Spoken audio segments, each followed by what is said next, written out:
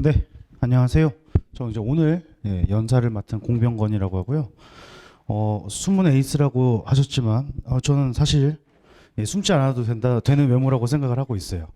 근데 이제 교무실장님만 닮았다고 저런 말씀을 하시는데 저는 숨지 않습니다.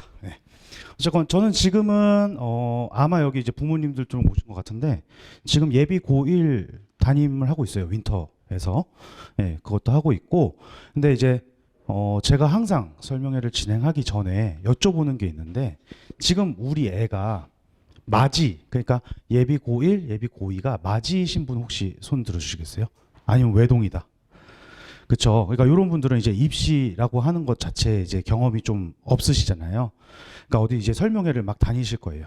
막 다니는데 갑자기 뭐 100분이 표준 점수가 어쩌고 이런 얘기를 하면은 모른다는 거죠.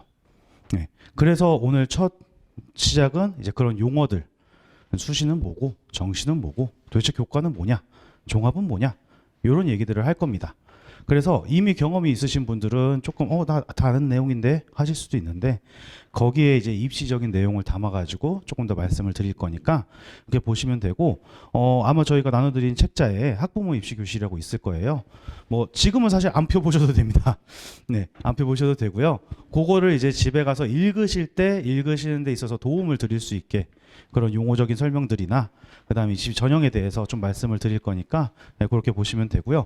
혹시 제가 아까 그 예약 명단을 봤는데 혹시 지금 중2 학부모이신 분도 계시나요? 그러니까 2009년생이죠. 2009년생 아니면 동생 중에 2009년생이 있으신 분도 있으실 거고 그렇죠. 2009년생은 좀 얘기가 많이 다르죠. 28 대입이 완전 바뀌게 되는데 그게 아직 어떤 식으로 대학에서 뽑을 거다 얘기가 없어요. 근데 이제 여러분들이 이제 어머님들께서 오늘 주목하셔야 될 거는 대학 전형이 계속 바뀌고 있어요. 올해도 엄청 바뀌고요. 내년에도 아마 바뀔 겁니다. 근데 대학들이 그렇게 전형을 바꾸는 가장 근본적인 이유는 28학년도에 애들을 어떻게 뽑을까에 대한 데 방점이 찍혀 있어요. 그러니까 이게 좋게 얘기하면 이제 선 경험을 하는 건데 나쁘게 얘기하면 약간 마루타 비슷한 약간 실험체 비슷한 그런 좀 뉘앙스도 있어서 아마 변화가 좀 많은 특히 아이들이 진학하는 연도가 됐을 때에는 조금 변화가 있을 수 있어요. 그래서 어떤 변화가 일어났을 때 어떤 변화가 생기는지 그런 것들에 대해서도 말씀을 조금 드릴 테니까 그런 것들을 보시면 될 것 같아요. 자, 그래서 시작부터 질문을 먼저 드리겠습니다. 우리 아이가 국어를 97점 맞아왔고 수학을 90점 맞아왔습니다. 누가 어떤 과목을 더 잘 봤나요? 국어를 더 잘 봤다. 손 한번 들어주시겠어요? 없으시고. 질문의 의도를 파악하시는 거죠? 네. 다 수학 아니면 모르겠다. 이 상황에서는 모르는 게 정답입니다. 이 상황에서는. 근데 이제 정보가 하나 더 제공이 될 거예요. 평균이 80점인 시험에서 97점을 맞았다와 평균이 50점인 상황에서 90점을 맞았다. 다르죠? 누가 더 잘했어요? 네, 수학을 더 잘했죠. 이게 맨 처음 나오는 표준 점수라고 하는 거의 원리입니다. 평균을 기준으로 우리가 시험을 봤잖아요. 그럼 무조건 평균은 나오게 돼 있죠. 그 평균에서 얼마나 벌어져 있는가가 표준 점수라고 하는 체계가 따로 있어요. 그래서 입시를 할 때나 아니면 뭐 대학을 진학할 때나 그런 거 할 때 일단 기본적으로 이런 원점수 나 국어 몇 점 맞았어 이런 거는 이제 아무런 소용이 없습니다. 그러니까 항상 평균을 보고 어떤 차이가 있는지 그런 걸 봐야 되는데요. 자, 계산 공식 복잡해 보이시나요? 그렇게 복잡하진 않아요. 표준 편차라고 하는 건 이제 평균에서 애들이 얼마나 벌어져 있냐 이걸 균등하게 잘라 놓은 거예요. 근데 이제 국어 같은 경우에는 국어 수학 같은 경우에는 저렇게 표준 편차를 밑에 놓고 그리고 내가 받은 점수에서 평균을 뺍니다. 그럼 이제 어느 정도 차이가 벌어졌는지가 보여지겠죠. 거기에 20을 곱해요. 그리고 100을 더합니다. 100을 더하는 이유는 자, 원점수가 평균하고 똑같이 나왔어요. 그러면 이 친구는 지금 몇 점이 될까요? 플러스 100이 있으니까 100점이 됩니다. 국어와 수학에서 표준 점수는 100점이 딱 평균이에요. 탐구에서는 50점이 평균입니다. 일단 이걸 아시고 가셔야 돼요. 이제 모르시는 분들이 이제 성적표를 딱 보고 64점 맞았어요. 어떻게 느껴지세요? 우리의 머릿속에는 기본적으로 100점 만점 이런 것들이 자리 잡혀 있는데 64점 맞았다 그러면 되게 못 본 것 같아요. 이건 왜 또 100점이 넘지? 이렇게 되는 거거든요. 근데 이 표준 점수에 대해서 제대로 이해를 하고 가셔야 되는 게 지금 보시면은 131점 맞았어요. 이것만 가지고 잘했다 못했다를 생각할 수 있을까요? 예, 못하죠. 이 시험에서 최고 표점이라고 하는 거, 그러니까 누군가는 100점을 맞을 겁니다. 그렇죠? 그리고 평균은 항상 나오겠죠. 몇 점인지. 평균에서 100점까지 몇 칸 정도가 벌어지는지 그런 것들을 최고 표준 점수라고 해요. 그러니까 예를 들어서 작년 수능 국어 혹시 뉴스들을 관심 있게 보셨다면은 작년 수능 국어 어렵다고 했나요? 쉽다고 했나요? 어렵다고 했어요. 혹시 재작년도 기억하시나요? 재작년도는 쉽다고 했습니다. 그게 왜 그렇게 되는 거냐면요. 여기다 적어도 보이시겠죠? 재작년 2022학년도죠. 국어 최고 표점이 131점이었습니다. 그러니까 평균으로부터 만점까지 31칸 떨어져 있는 거죠. 애들이 그러면 더 그 한 칸 한 칸 사이에 애들이 많을 거잖아요. 작년 같은 경우에 149점이었어요. 그러면 한 칸 한 칸의 애들이 더 적겠죠. 예. 그러니까 131점이 만점인 시험은 애들이 다 뭉쳐 있어요. 동점자가 많아요. 만점자들도 어느 정도 숫자가 있어요. 그러니까 이 시험은 쉬웠다가 되는 거고요. 근데 애들이 막 분산돼 있어요. 이거 틀리고 저거 틀리고 요거 틀리고 하면서 막 분산돼 있으면은 이 시험은 어려웠다라고 평가를 합니다. 근데 이제 우리가 대학을 진학할 때 상위권 대학들 우리가 알고 있는 제 어머님들은 서성한 밑으로는 대학 잘 모르시잖아요. 아닌가요? 서성한 밑으로는 대학 잘 모르시잖아요. 그러면 그 위에 학교들은 다 표준 점수 반영합니다. 그러니까 이 점수를 다 더한 값을 반영을 한다는 얘기예요. 근데 거기에 뭐 나중에 설명드리겠지만 반영 비율이라든지 이런 거에 따라서 달라지는 건데 어쨌건 그러면 최고 표점이 높을 때 내 최고 표점이 높으면 내가 100점을 맞았으면 유리해지겠죠. 이 과목을 본 애가. 근데 수학 같은 경우에는 이 연도와 상관없이 항상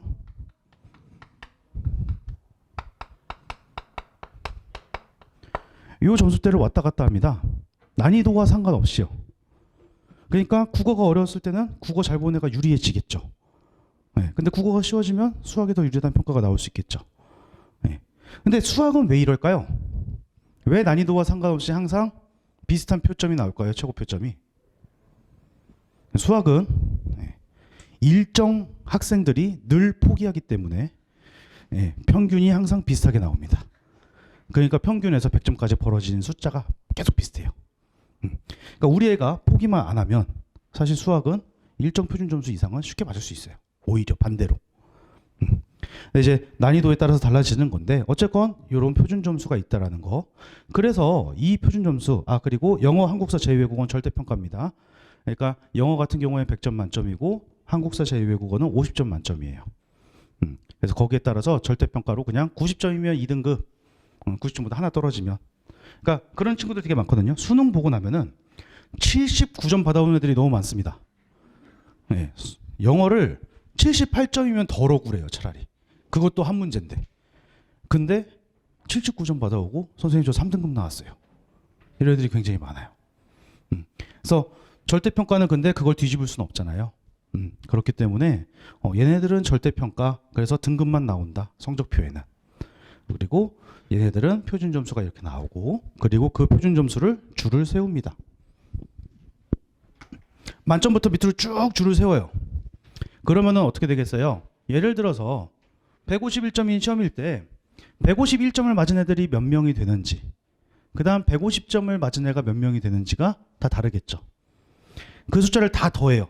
막 다 더한 다음에 이렇게 누적을 나타냅니다. 이거는 작년 성적 2등급 때 성적을 가지고 이렇게 산출을 해낸 거예요. 보시면 특이사항, 자, 누적 비율이 4.789예요. 그러면은 96점으로 해주면 좋겠으나 우리가 반올림을 하기 때문에 95점이 됩니다. 요거 이해되시나요? 그러니까 5%라고 치는 거예요. 100분위 점수란 건 그런 거거든요. 그래서 얘가 95점을 받았죠. 근데 그 다음에 얘는 5.546이에요. 5.5를 넘어섰으니까 반올림해서 6으로 칩니다.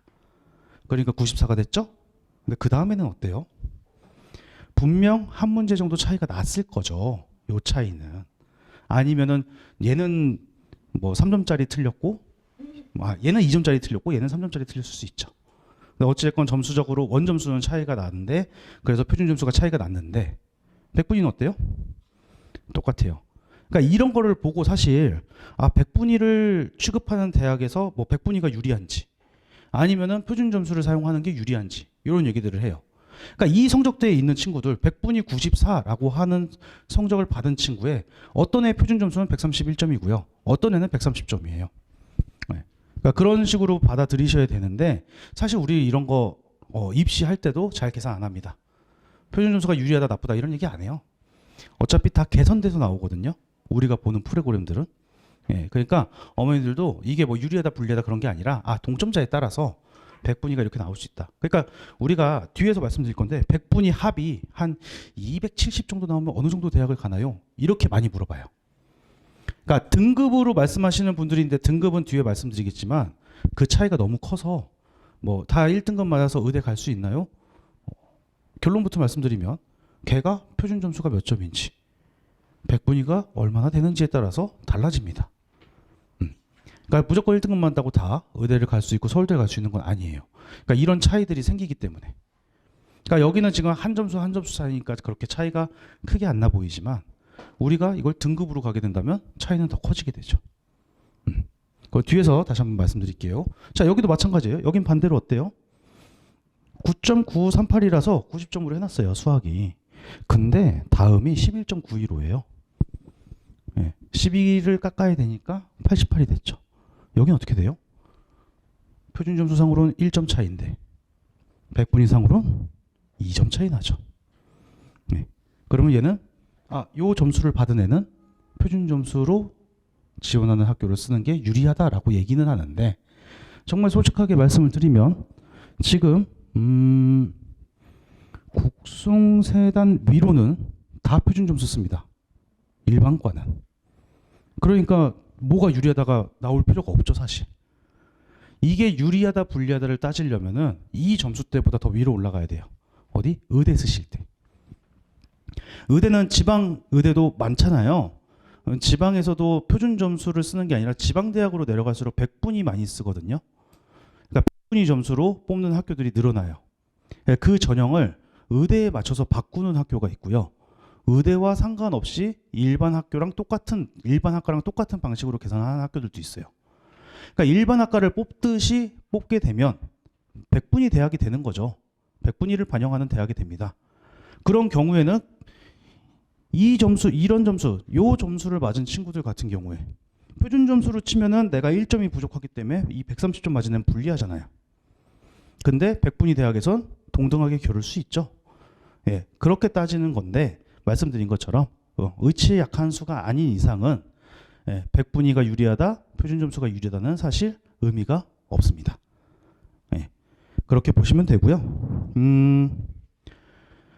그래서 100분위는 이런 식으로 표현해요. 아까 봤었던 그 표입니다. 100분위는 보통 계산하실 때 국어, 수학 더하고요. 이거 두 개 평균을 낸 다음에 2로 나눕니다. 그러니까 평균을 내는 거죠. 더해서 나누는 거니까. 그래서 얘의 100분위 점수는 보통 이제 272점이라고 얘기를 하는 거예요. 근데 어떤 학교들 보면은 그 어디가라고 하는 사이트를 가시게 되면은 입결을 100분위 평균으로 내는 데가 있어요. 우리 학교 들어오는 애들은 저 정도 점수를 갖고 있어요. 라고 내는데 그런 경우에는 90.6이 되겠죠. 이 친구의 점수에 따라서는. 근데 뒤에 반영 비율에 대해서 말씀드리면서 다시 말씀드릴 건데 그 자료는 그냥 참고용으로만 보셔야 됩니다. 그러니까 제가 이런 것들을 설명드리는 가장 큰 이유는 여러분들 부모님들도 언젠가는 뭐 컨설팅을 받으실 수도 있고 안 받으실 수도 있고 뭐 우리 학원에서 받으실 수도 있고 대치동을 가실 수도 있죠. 근데 이런 얘기 막 학생은 뭐 표준 점수가 더 잘 나왔으니까 표준 점수 있는 대학으로 쓰시면 됩니다. 이런 식으로 얘기하면 사기꾼이니까 걸으라는 얘기를 미리 말씀드리는 거예요. 아까도 말씀드렸다시피 내가 의대 갈 거 아니면 의대는 좀 얘기가 달라지는데 일반대를 쓰는 데 있어가지고 백분위가 유리하다. 뭐 표준 점수가 더 유리하다. 이런 얘기는 사실상 의미가 없다는 거예요. 같은 라인은 같은 급으로 봅니다. 그러니까 아까 국숭 3단 정도까지는 표준 점수 쓴다 그랬죠. 그 밑에 대학들은 다 백분위 있어요. 네가 유리하고 불리하고는 없죠. 2년 전에는 국민대가 백분위를 썼었기 때문에 그 당시에는 국민대 숭실대 쓸 때는 조금 얘기가 달라지긴 했었어요. 근데 지금은 똑같이 다 표준 점수를 쓰기 때문에 크게 의미가 없죠. 네, 그래서 그런 얘기들은 이런 정보를 알아두시면 이제 방어할 수가 있는 거죠. 우리가 설명을 들을 때 몰라서 그냥 막 듣는 것보다 선별을 해야 되잖아요. 이게 옳은 정보인지 아닌지. 예, 그래서 그런 거를 말씀드리는 거니까 그렇게 보시면 되고요. 그래서 이 백분위들을 또 모아놓고 줄을 세웁니다. 그러면은 이제 9등급제가 나오게 되는 거죠. 예. 자, 위에 보시면요. 이제 4%, 7%, 12%, 뭐 17%, 20% 해가지고 이런 식의 모양을 만들어 놔요. 예, 백분위를 쭉 세워놓는 거죠. 그래서 누적 백분위가 4%가 되면은 1등급을 받는 거고요. 예, 누적으로 11%가 되면 2등급을 받는 겁니다. 여기 지금 예시를 보시면은 300명일 때를 가정하고 해놨어요. 300명일 때 4%는 몇 등까지입니까? 그쵸? 네, 써있죠? 12등. 네, 12등까지예요. 근데 우리가 여기서 가장 큰 문제가 뭐겠어요? 특히 지금 중3에서 고1 올라가는 분들은 아직 걱정하실 건 없습니다. 학교 인원 전체가 같은 시험을 볼 거니까. 근데 고1에서 고2로 올라가면 어떤 일이 발생해요? 과목을 선택하게 됩니다. 그래서 인원수의 변동이 생겨요. 그러니까 진학하는 학교가 뭐 예비 고1 같은 경우에 진학하는 학교가 300명짜리 규모의 학교예요. 그럼 1등급은 몇 명까지 준다고요? 12명까지. 정확히는 12등까지고요. 만약에 12등에 동점자가 여러 명이 있으면 나름대로 학생한테 유리하게 판단합니다. 그래서 동점자들도 다 1등급 받을 거예요. 근데 동점자가 너무 많아서 그 다음 이제 공동 12등이 많아서 그 다음 13등이 인원수를 매겨보니까 한 20등 하고 있어요. 그러면 2등급이 없어지고 걔는 3등급이 되겠죠. 그쵸? 네, 그런 일은 인원을 많이 뽑는 수능에서도 일어나는 일입니다. 예. 그래서 인원수가 생각보다 꽤 중요해요. 예를 들어서 여고 같은데 요새는 조금 덜 그런데 여고 진학하는 분들 아니면 지금 여고 다니고 있는 분들 물리 몇 명 하는 것 같으세요? 여고에서 이과를 갈 거야. 근데 난 물리를 선택할 거야. 난 기계공학과 가고 싶어. 건축학과 가고 싶어. 이러면서 아이가 있게 물리를 선택합니다. 그런데 한 반도 안 나오는 경우도 많죠. 30명, 33명. 만약에 30명이다. 그럼 1등급은 1.2예요. 예, 한 명입니다. 그러니까 교과 전형, 뭐 종합 전형 이런 거 쓰는 거에 따라서 조금 얘기는 달라지긴 해요. 근데 예를 들어서 이제 외대부고나 아니면 하나고 같이 유명한 학교들 있잖아요. 걔네 학종으로 되게 잘 보내죠. 왜 잘 보낼까요? 걔네는 등급이 낮아도 잘 간대요. 왜 등급이 낮을까요?를 보시면 걔네 1학년 때 수능 과목이 다 끝납니다. 혹시 하나고 외대부고 가는 학생을 학생으로 둔 부모님 계신가요? 없으면 좀 더 신랄하게 얘기해도 되겠죠? 네. 네, 가는 부모님들 뭐 걱정 많으신데 1학년 때 수능 과목, 그러니까 우리로 치면은 고등학교 2학년 과정이 다 끝나요. 그리고 나서 뭐 대학 경제 아니면은 뭐 국제 무역 이런 과목들이 2학년 때 싹 깔려요. 진로 선택으로도 안 들어가는 과목들이 전문 교과들이 깔립니다. 그러면 걔네는 내신 반영이 안 되죠. 그리고 너무 많이 깔아놔서 한 반에 10명이 안 들어가기도 해요. 하나고는 입학 정원도 150명입니다. 그럼 150명이면 1등급이 몇 명이죠? 6명이죠. 네. 그러니까 애당초 등급이 잘 나오기 힘든 구조예요. 그래서 등급이 낮아도 잘 갈 수 있는 거죠. 또 대학 공부를 미리 했다라고 하는 것들을 증명해내면 되는 거니까. 네. 그러니까 자사고에서 학종 잘 보낸다 하는 학교들은 그런 루트를 따르고 있습니다. 네. 그거는 뒤에 가서 다시 한번 자세히 말씀을 드리도록 할게요. 그렇게 보시면 되고, 그래서 이거예요. 자, 수강인원 100명일 때 1등급 몇 명? 4명. 50명일 때는 2명입니다.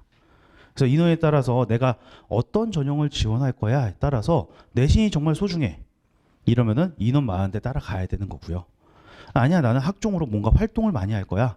그러면은 내가 원하는 학과에 원하는 과목을 선택하셔야 돼요. 인원과 별개로. 그러니까 인원 적어서 등급이 안 나오는데 너 왜 등급 이거 맞았어? 이렇게 하시면 안 된다는 얘기죠. 그래서 그것들을 또 뒤에서 한번 말씀드릴게요. 자, 그래서 교육과정 보면은 자, 석차 등급 9등급제, 그 다음에 진로 선택이란 거 얘기 많이 들으셨을 거예요. 그렇죠?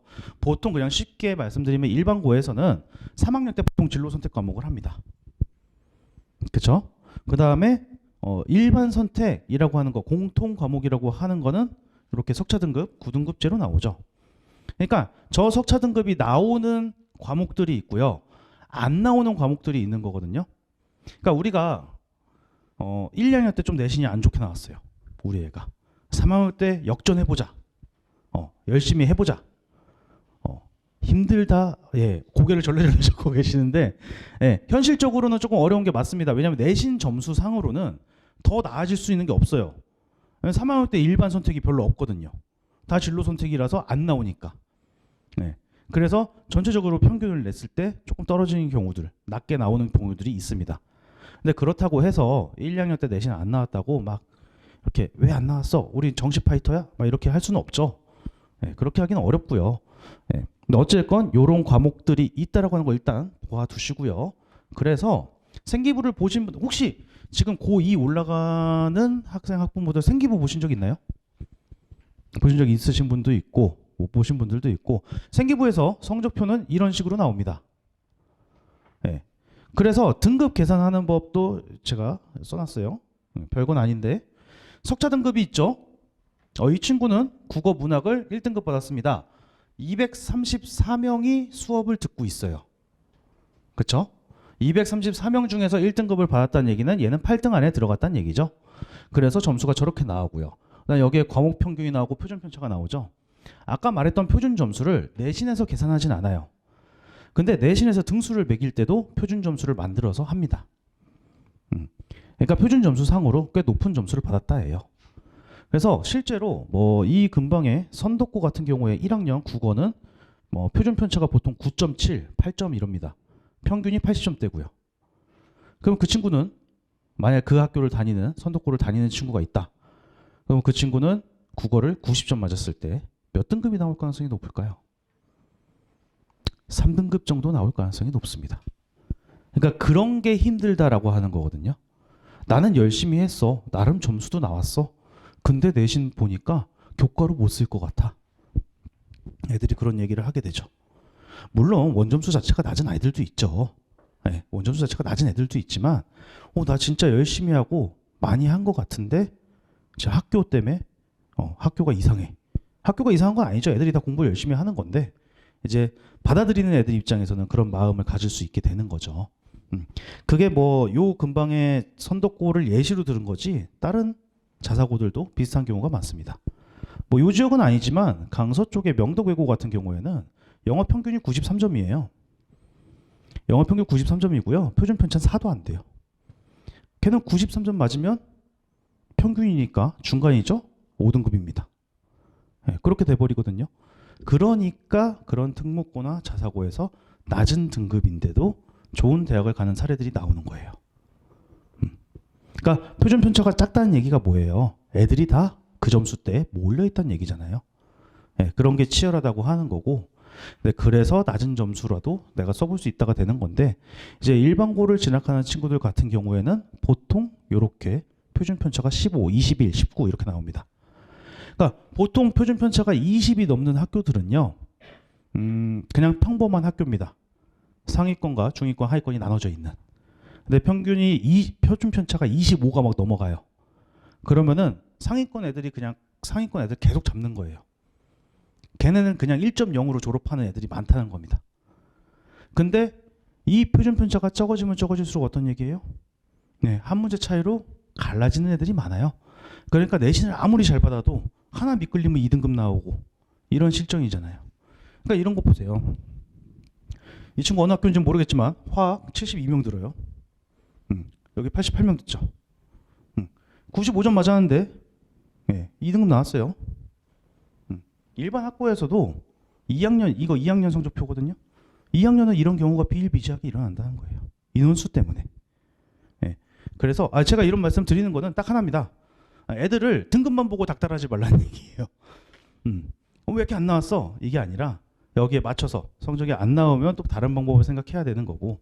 근데 이런 것들을 알고 계셔야지 애들하고 얘기할 때도 난 잘했단 말이야. 그럼 등급 보면은 안 잘했는데 이렇게 나오시면 안 된다라는 거. 그런 것들. 그래서 등급 계산은 이렇게 국어 등급을 만약에 계산한다. 그러면 우리가 단위수는 뭐냐면요. 학교에서 일주일 동안 몇 번 수업 듣는지예요. 그냥 간단하게. 그러니까 국어 4번 듣는 거예요. 일주일에. 그 다음에 수학도 4번씩 듣고 뭐 그렇게 진행되는 거고요. 그래서 4 곱하기 1을 합니다. 1학기 거, 2학기 거 4 곱하기 2를 해요. 그 다음에 단위수의 총 합으로 나눠줘요. 그러니까 이 친구의 국어 2학년 등급은 1.5가 되는 거죠. 그러니까 요 정도는 기본적으로 이제 계산을. 근데 요새는 이런 계산을 그 학교에서 그 리로스쿨이라는 앱이 있잖아요. 거기서 다 해줘요. 그러니까 뭐 그게 잘못됐나 하고 막 이렇게 다시 계산해보시고 그럴 필요는 없고요. 그냥 이런 식으로 가는구나. 그래서 예전에는 단위수 높은 건 잘 봐라 라는 얘기도 많이 했었어요. 근데 요새는 살짝 사정이 좀 다르기는 합니다. 물론 단위수 높은 거 잘 봐야 되는 건 맞아요. 그래야지 높은 점수가 나올 거니까. 근데 우리가 높은 아니죠? 반대로 말해야죠. 낮은 점수가 나와야죠. 숫자적으로 낮은 뭐 1.3, 1.2 이렇게 나와야 되잖아요. 그러려면은 단위수 높은 거 잘 봐야 되는 건 맞는데 교과 전형을 지망하는 일반고든 자사고든 요새 교과 전형으로 지원하는 사례들이 그렇게 많지 않아지고 상위권 대학에서는 교과 전형이 줄어들고 있습니다. 살짝씩 줄어들고 있어요. 그 다음 대부분 학교장 추천으로 바뀌고 있고요. 거의 다 바뀌었고요. 그래서 그렇다 보니까 꼭 내신 점수가 무조건 좋아야 돼까지는 아니에요. 하지만 이 정도는 생각을 어찌됐건 높은 단위수의 높은 등급은 나와야 된다. 일단 그렇게 보시면 되고요. 그 다음에 진로 선택 과목은 이런 식으로 표시가 됩니다. 진로 선택 과목은 보시면 아시겠지만 등급이 있나요, 없나요? 등급 없어요. 등급 안 나오고요. 그 다음에 A, B, C로 이렇게 표기하게 되어 있는데요. 여기 이 학교의 화학2 같은 경우에는 어때요? 지금 60명이 듣고 있고요. A가 40%, B가 43.3%예요. 그러면 B까지 맞는데 한 80%는 B까지 맞는 거죠. 여기서 C를 맞으면 어떻게 되겠어요? 안 되는 거죠. 그러니까 학교마다 이거 배분하는 게 다 달라요. 후하게 주는 학교들은 A 진짜 40%까지 주고요. 어떤 학교들은 20%만 주는 학교들도 많습니다. 그건 학교에 따라서 다른데, 근데 원래 교과 전형에서는 이런 거 반영 안 했었어요. 진로 선택. 그냥 석차 등급만 있는 것만 계산했었습니다. 근데 왜 교과 전형에서 진로 선택 과목을 반영하는 대학이 증가하고 있을까요? 제가 처음에 말씀드렸던 2028학년도를 대비하는 우리 진로도 한번 봐야겠다. 교과를 뽑을 때 진로로도 봐야 돼. 그 얘기는 무슨 얘기예요? 3학년 1학기 때까지 나 진로 선택이니까 대충 해도 돼. X. A까지는 받아야 된다는 얘기죠. 상위권 대학을 노리려면. 이제 그런 것들이 조금 중요해졌다라고 보시면 되고요.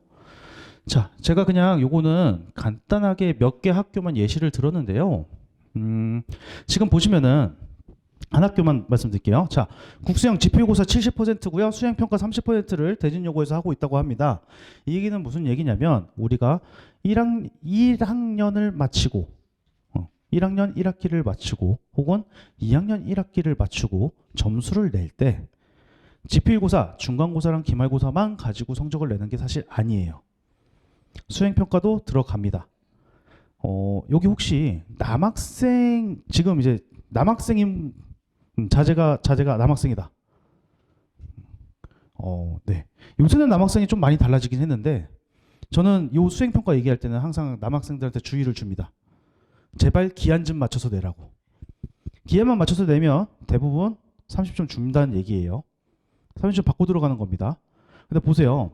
지필고사 70%잖아요. 근데 우리 중간고사 보고 기말고사 보잖아요. 중간 35%고요. 기말 35%입니다. 그러면 수행평가가 30인 건 사실 굉장히 크죠. 네. 근데 기한 늦춰서 1점 깎여. 그래놓고 나 왜 등급이 이렇게 나왔어? 나 중간고사 기말고사 잘 봤는데. 남자들 이래요. 근데 실제로는 점수 반영이 다 이렇게 들어가 있습니다. 학교마다 달라요. 그래서 수행평가 비중이 조금 높은 학교들은 수행평가를 많이 시킨다는 얘기잖아요. 한두 개씩은 시킨다는 얘기죠. 그런 학교들은 수행평가 할 때 어떤 보고서를 작성하라는 경우가 많고요. 그래서 학종을 쓰는데 조금 더 나은 학교이기도 합니다. 아까 명도계고 얘기 잠깐 드렸는데 명도계고는 사실 비밀이 숨겨져 있어요. 93점이 평균인 이유가 있습니다. 수행평가가 70%입니다. 걔네들은 성실하죠. 네. 그렇다고 이제 뭐 일반고 애들이 불성실하다는 아닌데 성실합니다. 70점 받고 들어가죠. 그러니까 지필고사로 뒤집을 수가 없죠. 굉장히 어렵죠. 문제 자체도 어렵게 나오는데. 그러니까 그런 것들이 좀 숨겨져 있기는 해요. 그래서 학교들이 결정되지 아니면 이제 2학년 올라가는 부분도 마찬가지예요. 학교 알림이라는 사이트를 네이버에서 한번 검색해서 들어가 보세요. 그러면 이런 정보들이 다 나와 있습니다. 네. 학교에서 올해는 어떻게 할 건지, 작년에는 어떤 수행평가를 했는지, 몇 월 달에 하는지 다 공지하게 돼 있어요. 공시하게 돼 있거든요. 그래서 들어가서 한 번씩 찾아보시면은 한 4월 달쯤에 이제 첫 번째 수행평가를 하겠죠. 지금 수행평가 할 때쯤 됐는데 우리 아들이 좀 한가한 것 같아. 네. 그럴 때 얘기하실 수 있어야 되니까. 그렇죠? 네. 그래서 그런 것들을 조금 물론 얘기하면 싫어하겠죠? 네. 서울벌고 같은 경우에 영어 같은 경우는 수행평가가 40%예요. 굉장히 세죠. 그러니까 이게 학교마다 또 특성이 조금 다릅니다. 그래서 수행평가가 좋으면은 학종으로도 많이 보낼 수 있게 된다라는 거. 그런 차이들이 좀 있다라는 것도 살펴보시면 될 것 같고요. 그다음에 뭐 영신여고 같은 경우에 국어 어때요? 지금 표준편차 어때요? 표준편차. 5123. 낮죠? 네, 여고니까. 여고라서 뭐 남녀 차이를 두는 건 아니지만 국어 같은 경우에는 선생님들도 뭐 문제를 잘 알려주는 편이고 애들도 그걸 잘 따라가니까 표준편차가 굉장히 낮게 나오죠. 근데 수학은 어때요? 일단 평균부터 평균부터 차이가 엄청나죠. 안 해요 수학을. 그리고 이만큼 벌어져 있어요. 그러면 수학은 내가 영신여고 만약에 애야. 근데 수학을 원래 1등급 맡고 있어. 걔는 실제로 1등급에서 밀릴 가능성이 거의 없는 애가 되죠. 이제 이런 것들도 살짝 학교마다 좀 그런 게 있으니까 물론 그 학년 들어가는 애들이 달라요. 이게 그래서 매번 바뀝니다. 매번 바뀌는데 또 큰 폭으로 바뀌진 않아요. 이게 막 학년이 바뀌어가지고 갑자기 막 새로운 애들 막 골든 제네레이션 그래가지고 막 엄청 공부 잘하는 애들만 들어간다 그런 것도 아니기 때문에 랜덤이다 보니까 평균이라서 대부분 비슷하게 이렇게 식으로 유지가 됩니다. 네. 그래서 학교별로 한번 찾아보시면 좋을 것 같고요. 여고들하고 남고 보면은 그래도 남고가 수학 평균이 좀 높죠. 네. 그러니까 수학 바보들이 있어요. 수학만 하는 바보들이 있어요. 남고에는. 그래서 그런 것들도 있고. 근데 영어 같은 경우에 차이가 크고 지금 갑자기 눈에 띄는데 이미 많은 아이들이 정시 파이터가 돼가고 있죠. 고3 영어 38점이면 좀 심각한. 제 연구도 마찬가지죠. 남자애들이 정시 파이터 되는 비중이 더 높아요. 3학년쯤 돼서 이미 글렀다. 난 정시 파이터야. 엄마 그러니까 우리 내신 얘기는 하지 말자. 이제 이렇게 나오죠. 그런 것들도 한 번쯤은 보실 필요가 있다라는 거. 그러니까 고3 되면은 다 벌어져요. 일단 기본적으로 벌어집니다. 근데 약간 남녀 성향차가 있기는 해서 여학생들은 별로 안 벌어지죠. 근데 여기는 막 이렇게 대진고는 왜 이럴까요? 대진여고는 왜 이럴까요? 대진여고도 내신 따기 굉장히 어려운 학교로 좀 알려져 있는 편이죠. 여고가 기본적으로 내신 따기 어렵습니다. 애들이 다 열심히 하고 서로 경쟁을 하잖아요. 남자애들은 친구 아이가 그러고 내가 성적 나빠지면 너도 나빠져야지 약간 이런 경향이 있는데 여학생들은 안 그렇죠.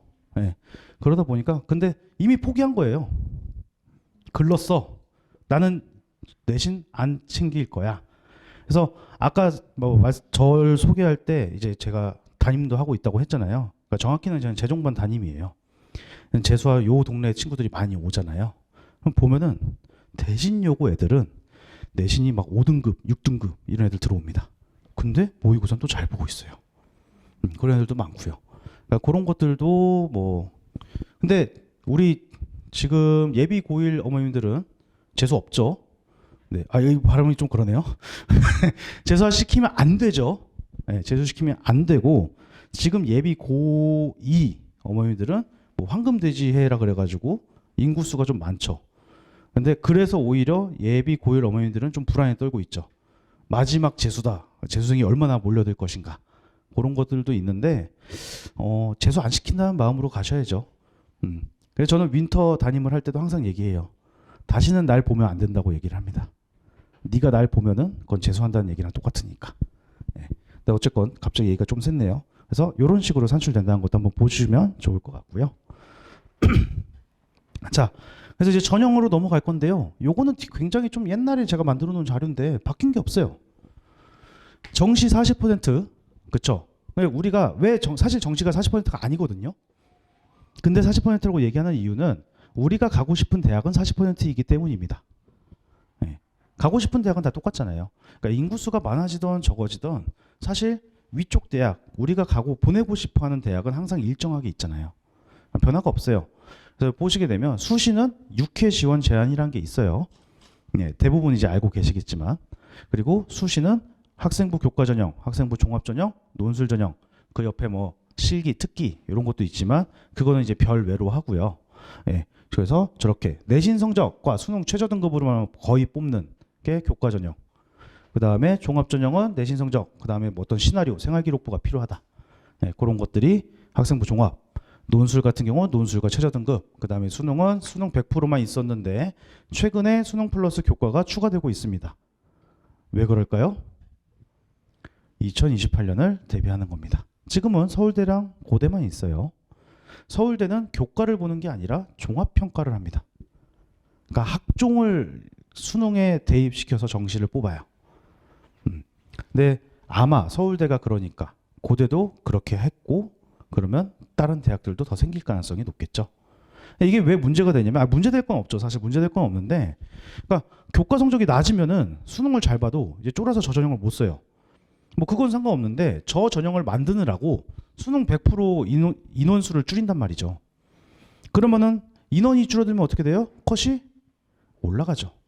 네, 그런 것들 때문에 이제 이런 것들을 조금 이제 이해하셔야 되는 거고 정시 같은 경우 군 모집이라고 하는 거를 이해하시면은 됩니다. 근데 아직 정시는 먼 얘기니까 정시보다는 수시 쪽에 좀 더 집중해서 말씀을 드릴 건데요. 자. 학생부 교과 전형이라고 하는 거는 사실 교과 100%는 아니에요. 글씨 작아서 잘 안 보이시죠? 안 보셔도 되는데 사실. 네. 교과가 50% 이상 반영된다라고 했을 때 교과 전형이라고 합니다. 그러니까 교과 60에 면접 40이다. 교과 전형이죠. 네. 만약에 교과가 60이고 논술이 40이다. 그러면 교과 전형입니다. 종합 전형은 마찬가지로 서류 보는 게 50% 이상일 때 그렇게 하는 거고요. 논술도 마찬가지로 논술이 50 이상일 때 그럴 때 논술 전형이라고 그냥 이름 붙이는 겁니다. 요새는 이런 게 조금씩 섞이고 있는 게 문제예요. 그냥 저거 하고 그 교과하고 수능 그냥 이렇게 보고 가면 되지 라고 생각했던 것들이 많이 깨지고 있어요. 그래서 오히려 준비를 하실 때 그러니까 요새 제가 고1 애들 예비 고1 애들 상담을 하면서 꿈이 뭐니라를 꼭 물어봅니다. 왜? 학종 쓰는데 필요할 수도 있으니까. 그런데 반 이상은 꿈이 없습니다라고 대답을 해요. 아직 뭘 해야 될지 모르겠어요. 제가 어떤 거 가지고 공부해야 할지 모르겠어요. 그런 얘기들을 하는데 그 꿈을 찾는 일이 왜 그런지 모르겠는데 지금 우리나라에서는 굉장히 좀 중요시하는 것 같아요. 정해져 있어야 될 필요성이 조금 있어요. 그러니까 최소한 라인 정도는 잡으셔야 돼요. 왜냐하면 꿈이 없으면 예전에는 그랬어요. 야 그래 꿈이 없으면 일단 성적을 최대한 높게 받고 네가 자유롭게 골라 라고. 왜? 교과는 내신 성적만 보니까 최저만 맞추면 되니까. 논술도 논술만 보면 되고 최저만 맞추면 되니까. 안 되면 수능하면 되지. 수능은 뭐 어차피 네가 뭐 생명지구를 골라도 물리학과를 갈 수 있는데 뭐 굳이 전공을 그렇게 고를 필요는 없지. 그런 얘기들을 했었는데 교과 전형이 여길 보시면은 갑자기 서류를 봐요. 서류를 본다는 얘기는 무슨 얘기입니까? 네, 생기부 종합 전형식의 평가를 20% 30%씩은 넣겠다 거든요. 왜 그럴까요? 계속 똑같은 말씀. 2028년을 대비하고 있습니다. 이렇게도 평가해보고 저렇게도 평가해보고. 물론 이 큰 틀이 바뀌지는 않을 건데 이렇게 뽑아봤더니 애들이 너무 이상해. 그럼 바뀌겠죠. 근데 어찌됐건 서류를 다 보고 있다는 게 저는 지금 현 상황에서는 제일 심각하게 받아들여야 되는 부분이라고 생각해요. 교과 전형을 생각한다면. 그러니까 무슨 얘기냐면, 자, 여기서 지금 저희 반에 가평에서 다니는 애가 있거든요. 가평에서 왜 여기까지 오는지, 뭐 학원이 없잖아요, 사실 가평 쪽에는. 그러니까 올 수도 있다라고는 생각하는데, 그럼 그 친구는 이제 내신 따기가 어떻겠어요? 서울보다는 쉬울 거예요. 근데 그냥 내신만 따면은 이런 대학을 못 써요. 예전에는 교과로 쓰면 됐어요. 근데 지금은 학교들이 이렇게 서류 평가를 하니까 나름대로 어떤 활동들이 조금이라도 있어야 된다는 거죠. 그래서 이런 것들이 생기면서 조금 문제가 되고 있는데, 근데 교과 전형에서 한 가지를 더 보셔야 될 거는 얘입니다.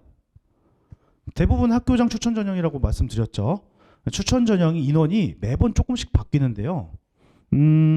지금 경희대 같은 경우 재학 인원의 5% 이내예요. 재학 인원이 만약에 150명, 아니 한 300명 치죠. 300명이면 몇 명까지 추천이 가능한 건가요? 15명? 문과랑 이과랑 상관없죠? 의치약한 수 상관없죠. 그러면 공부를 잘하는 학교는 의치약한 수만 15명을 뽑아서 보내겠죠. 경희대 같은 경우에. 네, 중복해서 나가겠죠. 중복해서 쓰니까. 6개까지 쓸 수 있으니까. 그러니까 그 인원수에 대해서도 어느 정도 파악을 조금 해두셔야 돼요. 추천 어디까지 되니? 건대 같은 경우에 어때요? 제한 없어요. 이 얘기는 수의대도 무제한으로 추천받아서 쓸 수 있고요. 네, 그 외에도 무제한으로 추천받아서 쓸 수 있죠. 일반 학과도.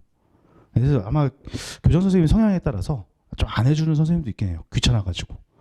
그러니까 귀찮다고 하면 조금 선생님에 대한 부정적인 평가인 것 같긴 하지만 실제로 너 안 될 것 같은데 여기 왜 써? 추천해줘봤자 떨어질 것 같은데? 이제 이런 선생님들이 고등학교 3학년이 되면 생기거든요. 네. 그래서 그거에 대해서 이거 알아보셔야죠. 아니 건대는 제한이 없는데 우리 애가 붙든 말든 우리 애가 쓰겠다는데 왜 못 쓰게 하냐. 어차피 제한 없는데. 네. 그렇게 얘기하실 수 있으려면 인원에 대한 거는 어느 정도는 알고 계셔야 됩니다. 그래서 그걸 파악하시는 게 중요하고요. 그리고 매년 바뀌어요 또. 고대가 맨 처음에는 4%였어요. 4%. 근데 아예 인원수 고정했죠. 12명. 근데 계열별 인원 제한 X예요.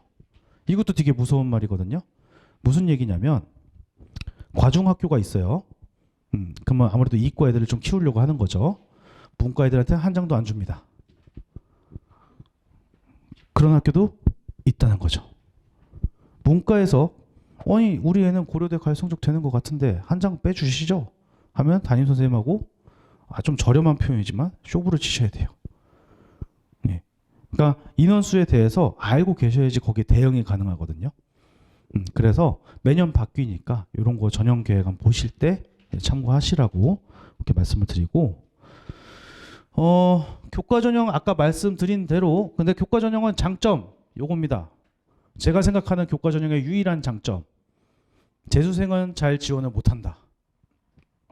그러니까 우리 애가 학교 생활 열심히 해가지고 내신을 잘 땄어요.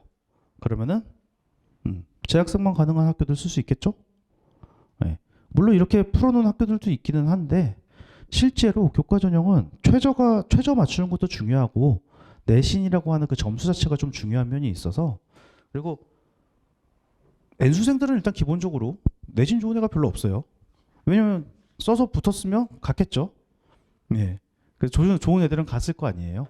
네, 그런 게 있어가지고 물론 저희 학원 같은 경우에는 1점 몇 막 이런 애들도 옵니다. 그래서 의대를 붙어서 가요. 그러니까 그때 원서를 못 썼고 그의 사정에 따라서 좀 달라질 수도 있고 최저를 못 맞춰가지고 최저를 맞추고 간다든지 이제 그런 것들이 발생하게 되는데, 어쨌건 근데 이제 또 한 가지 드리고 싶은 말씀은 이쪽이에요. 아까 말씀드렸다시피 원래 진로 선택 과목은 교과 전형에서는 반영을 안 하고 있었습니다. 네, 반영을 안 하고 있었는데 이런 식으로 반영하는 대학들이 늘고 있다라는 거. 근데 보시면은 어려우시면 쉽게 생각하세요. 다 A 맞으면 됩니다. 쉽죠? 네. 다 A 맞으면 돼요. 그러니까 최소한 B.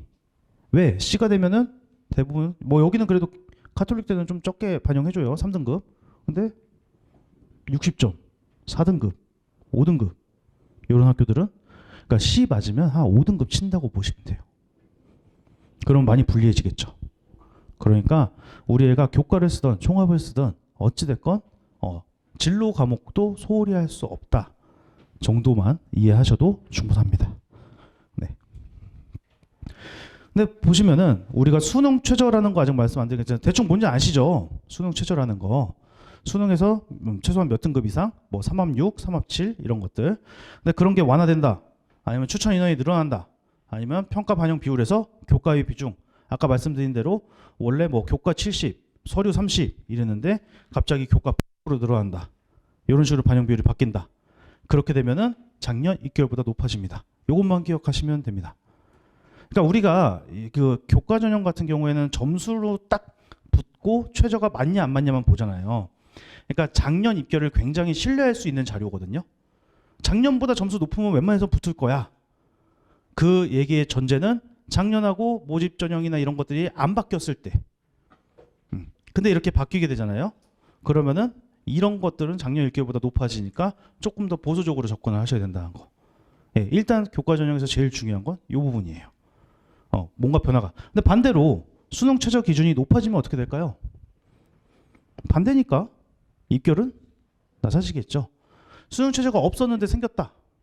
그러면은 이제 앞에 거름망이 생긴 거기 때문에 우리 아이 내신이 작년에 입결했던 것보다 조금 낮아도 써볼만 하죠. 우리 애도 수능 최저를 통과할 수 있다면. 네. 그래서 그런 것들을 기준점으로 좀 보신다라고 하면 될 것 같고요. 자, 그 다음에 종합전형입니다. 뭐 이거는 많이 보셨을 건데 지금 보면은 제가 일부러 막 이런 거를 한 건 아니고요. 다 미반영 금지 이러죠. 그러니까 활동 자체가 뭔가 내가 새로운 걸 해야 돼. 창의적인 거 해야 돼. 이제 그런 시대가 창의성을 강조하긴 하는데 그런 시대가 아닌 것 같은 느낌을 좀 받게 됩니다. 다 금지예요. 미반영, 진로활동. 근데 그렇다고 해서 야, 다 미반영이니까 우리 책도 읽지 말고 그럴 수는 없잖아요. 활동 그냥 대충 해. 창치활동, 동아리활동, 봉사활동 잘 안 해도 돼. 사실 그 얘기는 아니에요. 그런 것들이 기록이 되고 그러니까 소논문 예전에 이거 이슈 많이 됐었죠. 대필. 예. 대필 같은 것들도 있었고 동아리도 한계로 제한. 왜냐면은 뭔가 창의적인 활동을 해야 돼. 내가 어떤 과에 맞는 활동을 해야 돼. 근데 동아리가 없다고 애들이 동아리를 막 만듭니다. 무분별하게 만들어요. 그런 것들을 막기 위해서. 근데 동아리를 만들어 놓으면 거기에 선생님을 한 명씩 배정해 줘야 되거든요. 학교에서는. 선생님 숫자가 부족한 거예요. 그러니까 오히려 동아리 활동이 굉장히 부실하게 나오거나 아니면은 그냥 어떤 컨설턴트한테 상담을 받고 이거 이대로 적어주세요 하는 애들이 늘어납니다. 그러다 보니까 바뀌었어요. 네, 동아리도 그냥 정규 동아리 객관적으로 여긴 뭐하는 동아리입니다 정도만 적습니다. 근데 그렇다고 해서 동아리 내용이 안 들어가는 거는 아니고요. 동아리 내용 창체 활동으로 뺏어 적어준다든지 진로 활동으로 뺏어 적어주시는 선생님들도 많이 있어요. 그건 이제 선생님들의 역량에 따라 달린 거라서 종합전형은 사실 학교랑 학생이 굉장히 잘 유기적으로 돌아가야 됩니다. 그리고 예전 같은 경우에는 6가지 역량을 보겠다라고 했는데 이제 크게 3가지만 봅니다. 학업, 진로, 공동체. 공동체 역량이 뭐예요? 어떻게 하면 애들과 안 싸우고 친하게 지낼 수 있는가입니다. 그냥 간단하게. 그러니까 예전 같으면은 리더십을 보여준다. 그래서 학생회장 꼭 해야 되나요? 이런 질문하는 부모님들도 계셨어요. 학생회장 꼭 해야 되나요? 안 해도 됩니다. 행동 특성에서 친구들이랑 잘 지내고 있다. 그 다음에 뭐 최소한 내가 어떤 과제를 하는데 조별로 하고 있는데 거기서 성실하게 임했다 정도만 보여주셔도 돼요. 근데 어저께인가 제가 상담을 하는데 예비 고1 학생이 묻더라고요. 선생님 제가 학교 회장을 꼭 해야 될까요? 그래서 네 꿈이 뭔데? 정치외교학과래요. 해야죠. 네. 그러니까 내가 가고자 하는 거에 필요하면 하는 거예요. 만약에 경영학과를 가고 싶대요. 그러면은 꼭 해야 되는 건 아니죠. 리더십을 보여줄 수 있는 다른 길, 협업을 할 수 있는 다른 길을 많이 보여줄 수 있으니까. 그래서 근데 정치 외교 하는 친구한테는 그래서 그 얘기를 했어요. 야, 네가 그 선거제에 대해서 직접 경험을 해보고 그거를 수업이랑 연결시켜서 선거제의 어떤 직접 경험한 그 경험을 바탕으로 좀 보고서를 쓴다든지 그런 것들, 그리고 대중들을 어떻게 설득하고 어떻게 이야기를 전달할 건지에 대해서 네가 직접 해보고 거기에 관련된 책을 읽어보고 그런 것들이 생계부에 적히면 정치 외교학과 쓰는데 유리하지 않겠냐. 그렇게 얘기를 해줬고요. 그리고 그렇게 부모님들도 그렇게 생각하시는 게 맞아요. 그러니까 뭐냐면요. 내가 전공을 정해놓고 예를 들어서 혹시 메디컬을 안 보내고 싶으신 부모님 계신가요? 없죠. 성적은 둘째 문제고 우리 애가 메디컬을 갈 수 있으면 그래도 가겠다라고 생각을 하시잖아요. 물론 수줍어서 손 안 드신 분도 있으실 수 있죠. 우리 애는 피를 너무 싫어해요. 그럴 수도 있어요. 근데 메디컬을 간다. 그러면 고등학교에서 무슨 활동을 하실 겁니까? 애들한테 무슨 활동을 하라고 하실 거예요? 꼭 뭐 간호부, 보건부 아니면은 봉사활동도 막 이렇게 노인분들 도와드리고 아니면 뭐 장애인 도와드리고 혹시 그런 거를 생각하고 계신가요? 그러니까 그런 식으로 전공에 맞춰서 뭐 어떤 활동들을 한다라는 건 이미 구닥다리 옛날 얘기입니다. 네, 지금은 그게 아니라 우리 아이가 가지고 있는 무슨 능력을 보여줄 수 있을까? 그거를 수행평가나 아니면 선생님이 어떤 보고서를 써오라고 하는 거나 어떤 활동에서 무슨 능력을 보여줄 수 있을까를 더 중요하게 생각하셔야 돼요. 아까 꿈 얘기를 했지만 꿈 안 정해져 있는 애들 많죠. 그리고 하루에도 바뀝니다. 몇 번씩 바뀌어요. 저는 대학교 올라가서도 지금도 대학 때부터 지금까지 나이를 좀 먹었죠. 대학도 졸업했는데 저는 꿈이 100가지가 넘게 바뀌었어요. 계속 바뀌어요. 애들도 그렇지 않을까요? 그래서 어떤 꿈에 대해서 거기에 맞춰서 활동하라가 아니라 네가 정말 어떤 거에 관심 있니? 그 관심사를 어떻게 발전시키 너의 무슨 능력으로 발전시켰니? 이런 걸 보여주는 걸 더 중요해요. 더 추상적이니까 더 지금 헷갈리시죠? 예. 근데 그냥 간단하게 너 뭐에 관심 있어? 농구에 관심 있는데 농구 좋아하는데요? 좋아. 그러면은 농구 역사서부터 한번 읽어봐. 농구의 역사부터 봐봐. 바스켓 길이가 항상 똑같았을까? 공은 항상 그 무게로 나왔을까? 왜 바뀌었을까? 거기부터 시작을 하면서 새로운 관심사가 생기면 옮겨가고 새로운 관심사가 생기면 옮겨가고 근데 그런 게 교과목을 공부하면서 세부 능력 특기 사항에 적혀야 된다는 거죠. 그게 이제 발전 가능성을 보는 거고 그게 진로 역량이 됩니다. 그러니까 꼭 그 전공하고 내가 기계공학과 가고 싶어, 건축학과 가고 싶어. 그래서 꼭 건축 동아리를 들어가야 돼. 그럴 필요는 없다는 얘기예요. 내가 수학을 공부하면서 아니면은 사회 문제를 공부하면서 뭐 요새 건축 문제가 많죠. 예, 아파트 같은 경우에 부실 시공이라든지 이러는 거 사회 과목에서 접근할 수도 있죠. 그 정도만 보여줘도 된다는 거예요. 실제로 작년에 저희 반 재수한 친구가 생명 쪽으로 엄청 활동을 많이 했어요. 자기는 생명 쪽을 가고 싶대요. 근데 생명 등급이 5등급인 거예요. 근데 수학은 3등급, 2등급 나와요. 3등급, 2등급 나와서 야, 너 꼭 생명을 가야겠냐? 그러니까 그건 또 아니래. 그럼 너는 왜 고등학교 1, 2, 3년 동안 생명을 생각하고 활동을 한 거야? 보니까 동아리도 다 생명밖에 없고 모든 활동에 생명에 맞춰져 있는데 1학년 때 의대를 꿈꿨대요. 의대를 꿈꿨는데 이제 그게 점점 낮아진 거죠. 성적에 맞춰서. 근데 정말 그럼 생명 상관없어? 생명 안 써도 돼? 그러니까 네, 안 써도 돼요. 그래서 성신여대 수학 핀테크 학과를 쓰게 했습니다. 어떻게 됐을까요? 네, 붙었으니까 얘기하는 거겠죠? 붙었으니까 얘기하는 거겠죠? 네, 붙었어요. 생명으로 그렇게 학종을 써도 안 붙던 애가 물론 학교를 조금 높여서 쓴 것도 있지만 근데 수학으로 붙었어요. 그러니까 중요한 건 뭐예요? 등급에서 그러니까 제일 쉽게 보일 수 있는 게 뭐예요? 결국 내신 등급이긴 하잖아요. 그럼 내신 등급에서 수학이 제일 잘 나왔고 생명은 못해. 그러면은 수학과 쓰는 게 맞다는 거죠. 마찬가지로 활동들도 그렇게 봐야 된다는 거예요. 어떤 과에 맞춰서 하는 게 아니라 무슨 능력 보여줄 거니? 너 뭐 잘해? 잘하는 거 기록될 수 있게 해봐. 가 돼야 되는 거죠. 그러면 이제 또 이제 지금 보니까 근심 걱정이 이제 한가득이신데 우리 애가 뭘 잘하지? 그걸 찾는 게 중요하죠. 그거는 뭐 제가 어떻게 말씀드릴 수 있는 부분은 아니고 아이랑 같이 찾기는 하셔야죠. 그런 것들이 좀 필요하다라는 거. 그래서 다시 뭐 이렇게 그래서 요 진로 선택 과목이 성적이 잘 나오는 것도 꽤 중요합니다. 왜냐면 요거 중앙대 거 어떻게 안 보실 건데 중앙대에서 조사를 했어요. 그래서 이 학과를 갔을 때 애들이 어떤 진로 선택 과목을 많이 선택했는가. 그러니까 뽑은 애들 중에서. 그랬을 때 소프트웨어, 물투, 기아, 화투, 생투 사실 별 의미가 없죠. 네. 어차피 저거 다 듣는 거니까. 근데 의과대 같은 경우는 생투, 화투 많이 들었다. 이런 애들을 뽑았다. 근데 여기 보시면 어때요? 사회문제 탐구가 있죠. 왜? 의대에서 사회문제 탐구 중요하지 않을까요? 그러니까 거기에서 또 의료 행위와 관련된 어떤 문제 탐구를 했겠죠. 그러니까 본인들이 그거에 관심이 있고 나 사회문제 탐구에서 의료 체계에 대해서 뭐 연구를 내가 조사를 했어. 그런 애들이 많다라는 거죠. 그러니까 뭐 이런 것도 다 마찬가지고요. 물론 대부분의 일반고에서는 솔직하게 말씀드리면요.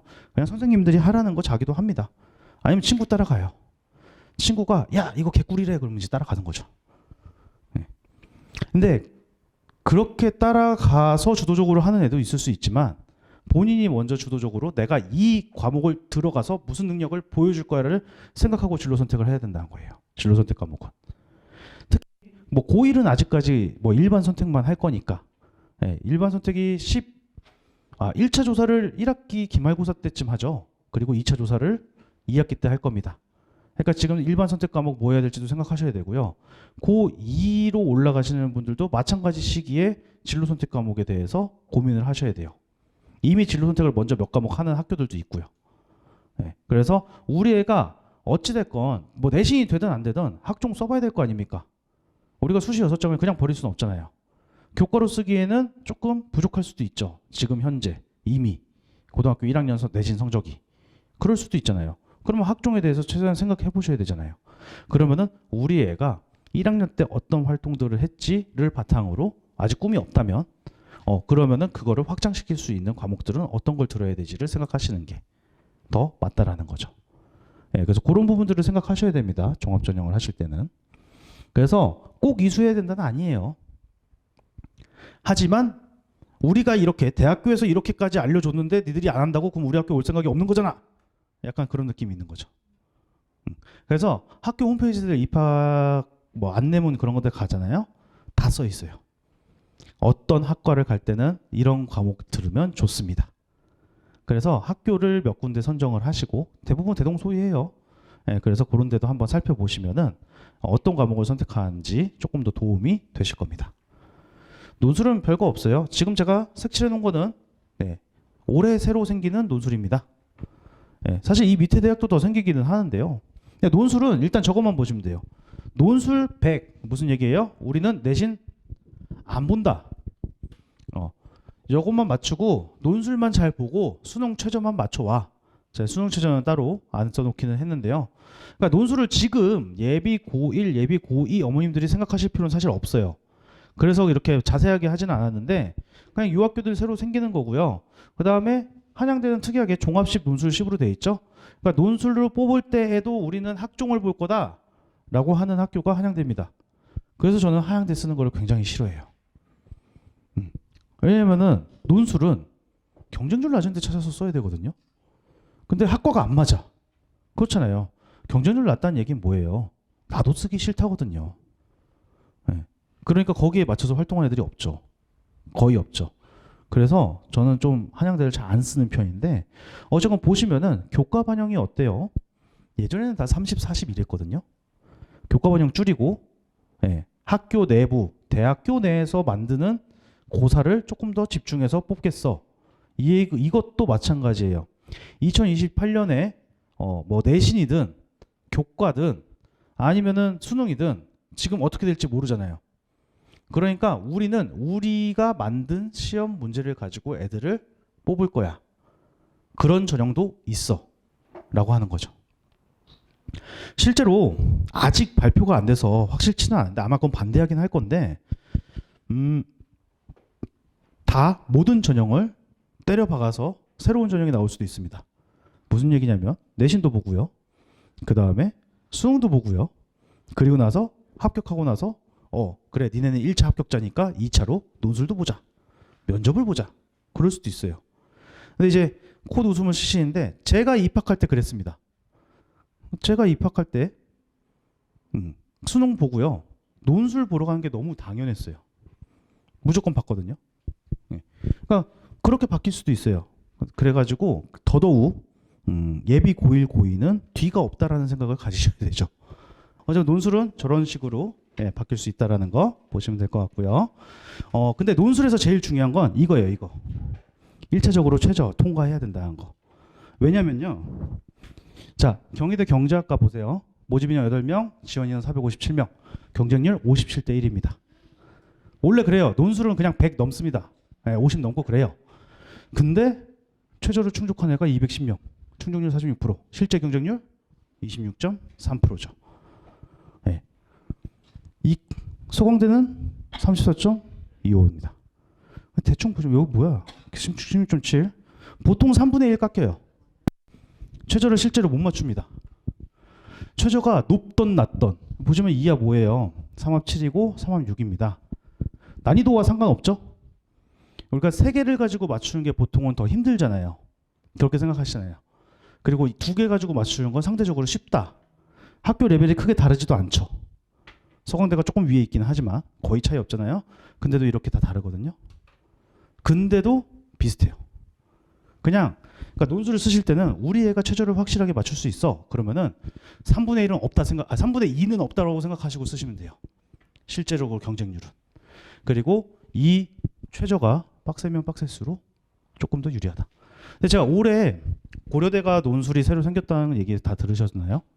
올해 새로 생겼거든요. 근데 제가 지금 깜짝 놀란 게 하나 있어요. 뭐냐면은 경영학과가 최저가 4합 5예요. 4합 5면요. 표준 점수 잘 맞으면요. 그냥 고대 합격해요. 4합 5는 원래 약대나 낮은 의대에서 하는 최저거든요. 그러니까 4합 5를 맞추면 그냥 합격이에요. 근데 4합 5를 맞추는 애가 고대 경영을 쓸까요? 그쵸. 그래가지고 그게 조금 이제 그 누가 오타를 냈나. 근데 학교에서 이미 발표가 그렇게 났어요. 그러니까 엄청 빡세죠. 지금 제일 빡세요. 논술 쓰는 학교 의대 빼고 제일 빡센 학교입니다. 그 사업 계속 말씀드리지만 사업 오면은 그냥 고대 써요.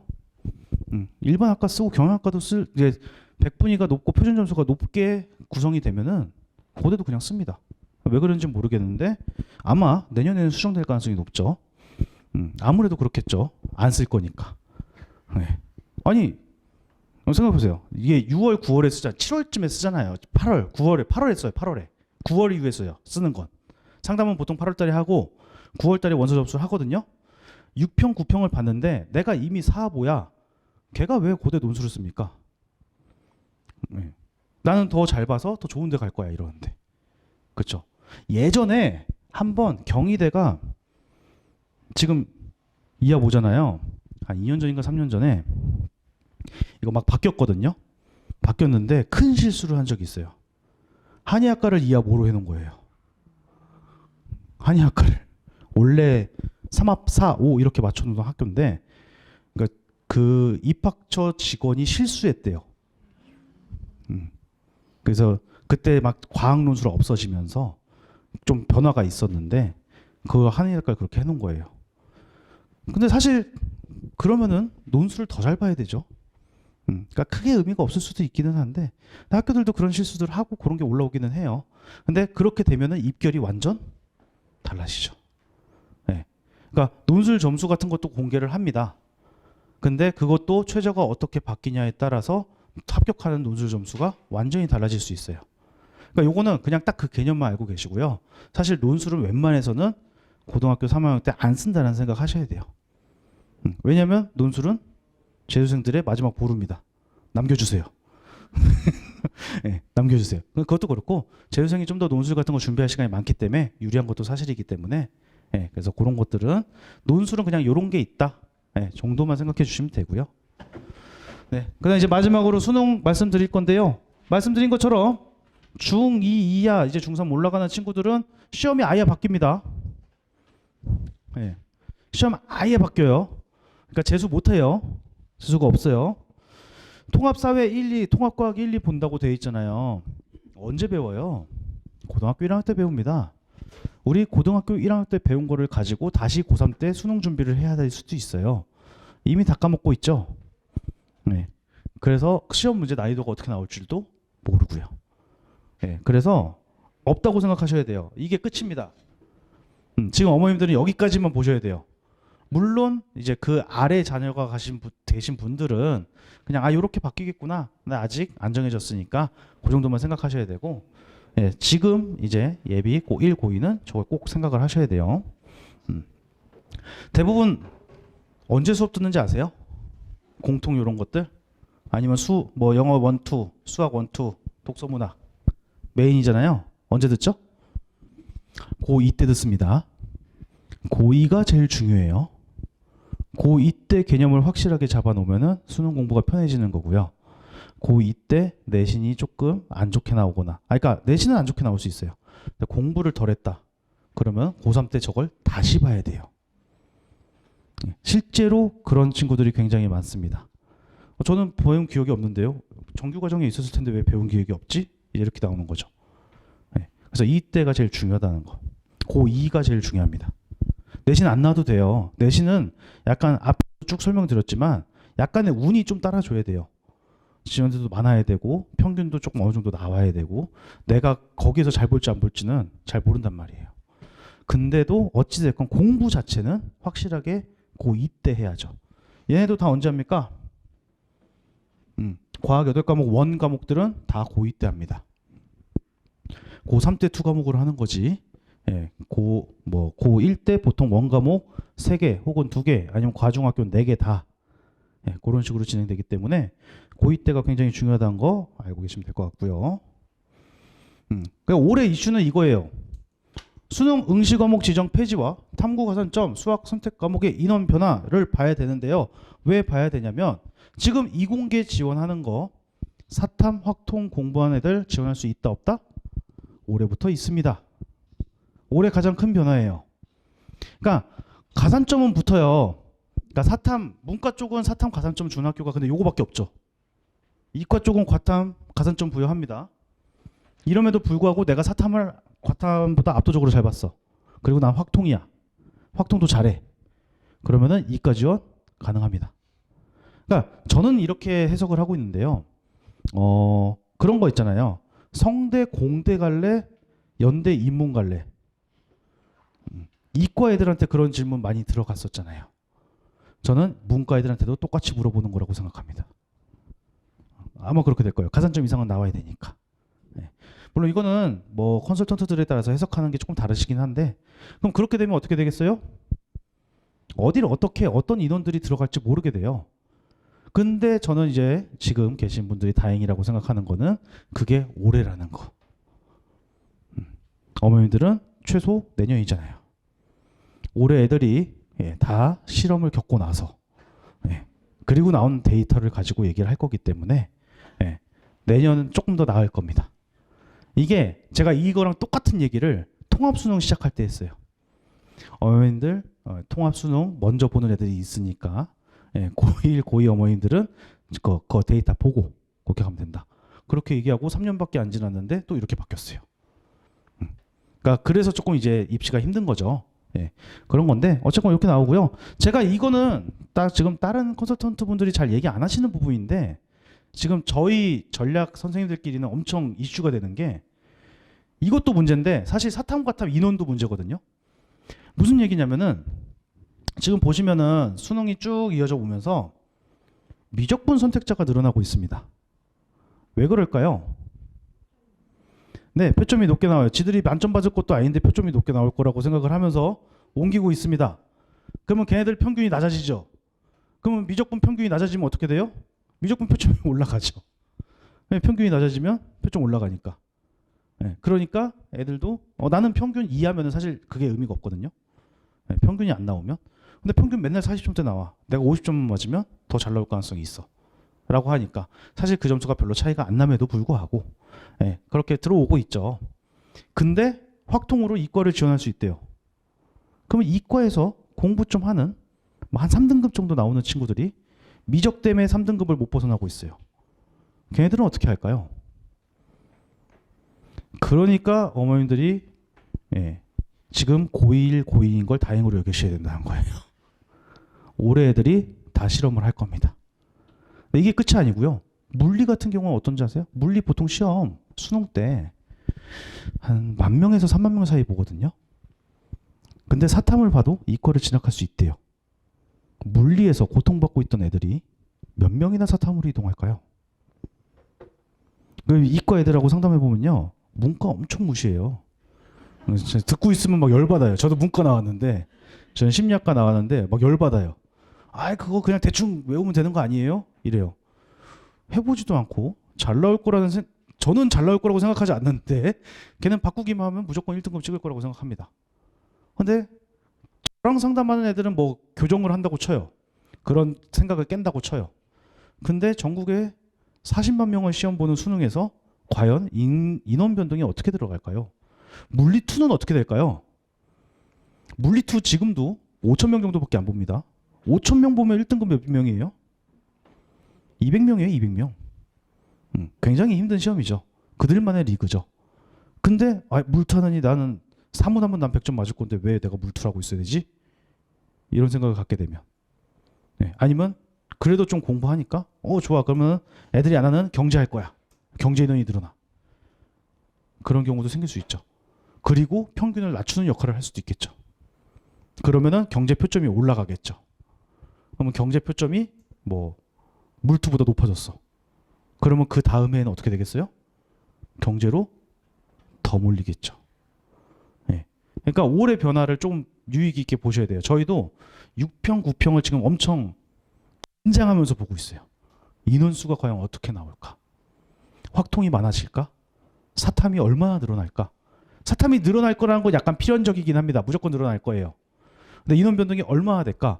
그리고 9월 평가원에서 그럼 재수하는 애들은 어떤 변화를 일으킬까? 지금 저희 재수반 1월부터 와서 공부하는 애들도 있는데 걔네들도 계속 물어봐요. 선생님, 제가 지금 과탐을 하는 게 맞을까요? 사탐으로 옮기면 어떻게 될까요? 나도 모르지. 어떻게 알아? 너 사탐 공부는 해봤니? 아니요. 그럼 안 하는 게 낫지 않을까? 저는 이제 이렇게 얘기를 합니다. 왜냐면 했던 거 하는 게 그래도 낫잖아요. 공부를 하는데. 근데 저는 어차피 과학 5등급, 6등급인데요. 이러면 이제 할 말이 없어지죠. 물론 걔네가 사탐으로 이동해서 진짜 막 2등급, 3등급 될 수도 있어요. 근데 그게 보여지면 그 다음에는 사탐이 훨씬 더 다시 많아질 가능성이 높겠죠. 그리고 그걸로 이과를 가는 모습들이 보여진다면. 그래서 그런 것들은 진짜 올해의 큰 변화지만 고1, 2 부모님들이 가장 유의 깊게 보셔야 될 부분이에요. 인원수. 그래서 그거를 좀 보시는 게 필요할 것 같고요. 자, 수능은 정시는 각 군당 1회씩만 지원이 가능합니다. 그 얘기가 무슨 얘기냐면 성균관대, 가군, 나군, 다군 있죠? 가나다군 다 성대로 쓰는 거 가능합니다. 가끔 물어보시는 분들이 있더라고요. 그냥 군에 따라서 한 개씩만 지원 가능해요. 근데 이걸 보시면은 생각해 보시게 다군 어때요? 다군? 다군 어떻습니까? 지금 그러니까 상위권 대학들이잖아요.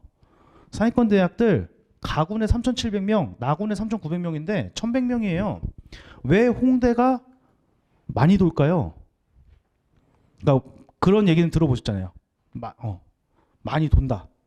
꼬리가 어디까지 갈지 모른다. 추합이 많이 된다. 추합이 많이 되는 이유는 이 3,000명이 다 홍대 쓰지 않을까요? 최소 홍대 쓰지 않을까요? 그 누군가는 붙어서 올라갈 거잖아요. 그러니까 지금 요 성적대에서 가장 밑에 있는 홍대는 당연히 여긴 안정으로 깔 거야. 어차피 돌다 보면 붙을 거야. 이렇게 쓰는 경우도 많다는 거죠. 그리고 앞에서 붙어가지고 가고. 물론 여기에 빠진 자료가 있습니다. 예를 들어서 가나다군의 의대 의치학 한 수는 다 빠졌어요. 다군의 지방 의대가 있거든요. 근데 그거는 약간 이제 별개죠. 여기 위로 붙어야 되니까. 예. 어쨌건 각 군에서 하나 쓸 수 있고 이 조합에 따라서 전략이 바뀌게 된다라는 게 정시에서는 그게 제일 중요한 이슈입니다. 이게 왜 이슈냐? 네, 성대 작년까지 문과로 다군 한 명도 안 뽑았습니다. 올해 생긴 거예요. 이런 식으로 군이 바뀝니다. 동국대 다군 없앴다가 다시 생겼습니다. 그렇게 되면 애들의 지원 폭, 경쟁률에 따라서 나는 원래 홍대 지원할 애였는데 뭐 중앙대 새로 생겼어. 거기 한번 지원해볼까? 그러면 경쟁률 낮아지면서 컷은 오히려 내려가겠죠. 왜? 붙는 애들이 위에 섰으니까. 어차피 다군에서 한 장을 써야 되니까. 그렇죠. 그러니까 그런 식의 변화들이 있어서 근데 그거는 올해 뭐 새로 생긴 거 이런 거 보실 필요는 없어요. 우리 아이가 진학할 때 정시를 쓸 때 그때 군이동이 어떻게 되는지 그 군이동에 따라서 입결이 달라질 수밖에 없겠죠. 예를 들어서 홍대가 지금 항상 다군에만 뽑았습니다. 그럼 다군에서 뽑았을 때 추가 합격권 점수, 최초 합격권 점수가 있겠죠. 근데 얘가 가군으로 옮기면 어떻게 될까요? 얘가 가군으로 가면 점수가 훅 떨어집니다. 왜? 그 전까지는 1108등까지 여기 썼어요. 근데 여기로 넘어가게 되면은 뭐 280명 빼고 한 3000 몇 등까지 쓰겠죠. 그럼 점수가 확 내려갈 수밖에 없죠. 그래서 그런 군이동에 따라서 물론 부모님들이 열심히 노력하셔서 이걸 계산하실 수 있게 되면은 가장 좋겠지만 계산하실 수 없으니까 저의 도움을 받으시는 거죠. 이런 것들은 그래서 도움을 좀 필요로 하시는데 그러니까 이것도 마찬가지예요. 내가 이런 걸 들어놓고 알고 있어야지 대응을 하는 거죠. 작년 점수만 보고 쓰라고 하는 그런 못된 분들이 계시단 말이에요. 근데 군이동이 됐는데도 작년 점수랑 비슷할까요? 라고 물어보면 이제 화들짝 놀라면서 다시 얘기를 하든지 아니면 환불을 받아가시든지 하시겠죠. 그러니까 그런 게 필요하다는 거예요. 제가 이런 설명회를 하는 것도 부모님들이 그런 걸 알고 대응을 하셔야지 만약에 모르고 그냥 그래 작년 점수보다 높네 쓰면 되겠네 이랬는데 군이동이 됐고 막 이랬으면은 그런 것들에 대해서 제대로 알고 가셔야지 이런 것들에 대해서 그러니까 좀 저렴한 표현이지만 눈탱이 안 맞고 제대로 하실 수 있는 거니까 앞으로도 이런 것들을 이런 거 관련된 말씀을 드릴 때 이제 이런 정보들을 가지고 대응을 하시고 들으시고 그렇게 하나씩 쌓아 나가시면 될 것 같거든요. 네. 자 마지막입니다. 반영 마지막인가? 어쨌건 자 반영 비율이란 얘기 들어보셨을 거예요. 반영 비율이라고 하는 건 학교마다 그 과에 따라서 반영 비율 뭐 국어를 더 볼 거야, 수학을 더 볼 거야 이런 식으로 해놓는 게 있습니다. 지금 여기 학생 A와 B가 있습니다. 문과 쪽으로 해놓기는 했는데요. 둘 다 표준 점수 합은 그냥 다 더하면 되는데요. 둘 다 375점으로 동일합니다. 완전 똑같은 점수예요. 375점. 그런데 보시면 아시겠지만 탐구도 똑같고 영어도 똑같은데 국어랑 수학만 다르죠. 밑에를 보시면 됩니다. 인문계열 35% 반영하고요. 국어를. 사회계열은 수학을 35% 반영합니다. 제가 뭐 이 환산 점수를 계산하는 법은 모르셔도 돼요. 굳이 계산하실 필요 없어요. 요새 프로그램이 다 계산해 주니까. 근데 그렇게 계산했을 때 확실히 학생 B 국어가 125점으로 조금 더 잘 본 친구가 더 유리하죠. 수학이 반영 비율이 높을 때는 수학 잘 본 애가 더 유리하다. 그래서 우리 아이가 뭐 예를 들어서 375점이면 경희대를 써요. 에서 끝나는 게 아니라 근데 탐구만 되게 잘 본 거예요. 탐구가 잘 봐서 375점이 나왔어. 수학은 좀 못 봤어. 그런 경우에는 사회과학 계열은 쓰기가 좀 어려워질 수도 있겠죠.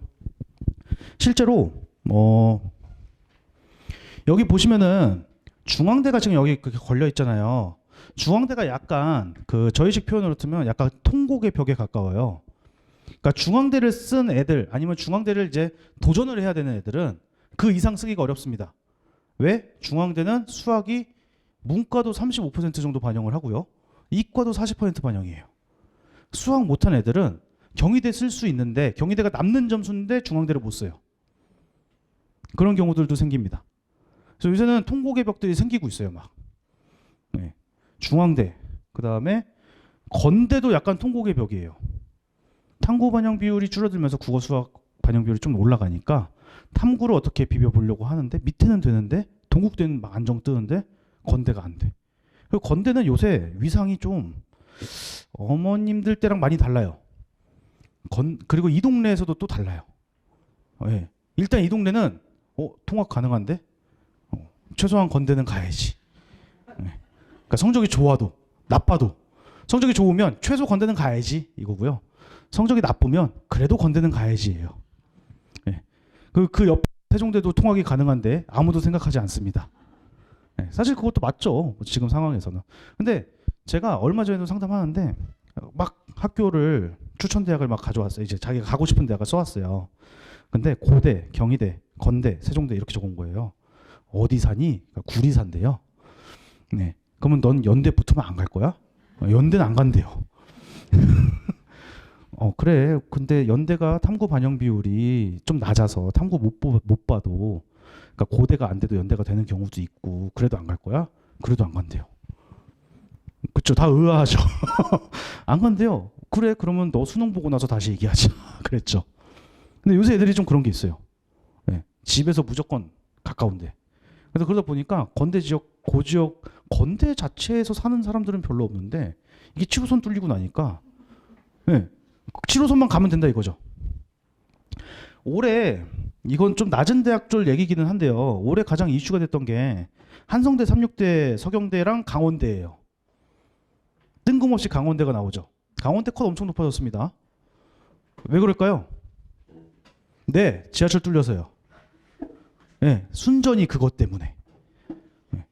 학교가 좋고 나쁘고가 아니라 순전히 통학이 가능하다는 이유로 강원대가 점수가 높아졌어요. 이번에 한성대, 서경대, 삼육대 이제 이름 아시는 분들도 있고 모르시는 분들도 있을 건데 다 이 동네 학교잖아요. 서울의 약간 끝자락 같은 느낌이거든요. 학교 컷 다 올라갔습니다. 서울에 있어서. 그냥 서울에 있어서. 안양대, 수원대 지하철이 다니기 때문에 높아졌어요. 제가 봤을 때는 안성에 지하철 완공 계획이 만약에 세워진다. 그러면 안성에 있는 대학들도 컷이 높아질 겁니다. 요새 그렇더라고요. 예. 그래서 그런 것들은 뭐 계속 보시는 건데 어쨌건 이런 반영 비율도 있으니까 이과 쪽 지망하시는 분들은 당연히 수학에 매진하게 탐구에 매진하게 그렇게 얘기를 좀 해주시는 게 필요하다는 거죠. 네.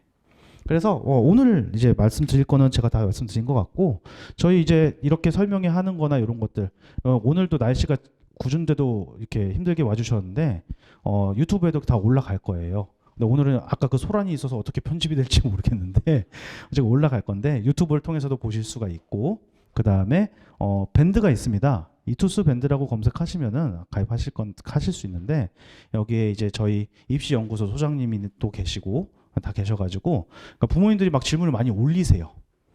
그러면 거기에 답변도 다른 어머님들도 해주시고 막 그렇게 좀 활발하게 돼 있어서 이런 정보들 놓칠 수 있잖아요. 오늘 제가 설명은 드렸지만 또 까먹을 거고 또 다시 들어야 되고 반복해서 보셔야 되고 그렇게 익숙해지셔야 되니까 이런 것들 활용하셔가지고 좀 자주 보시고 그래서 저는 1월달 그리고 윈터 하는 친구들한테 똑같은 얘기를 하는데요.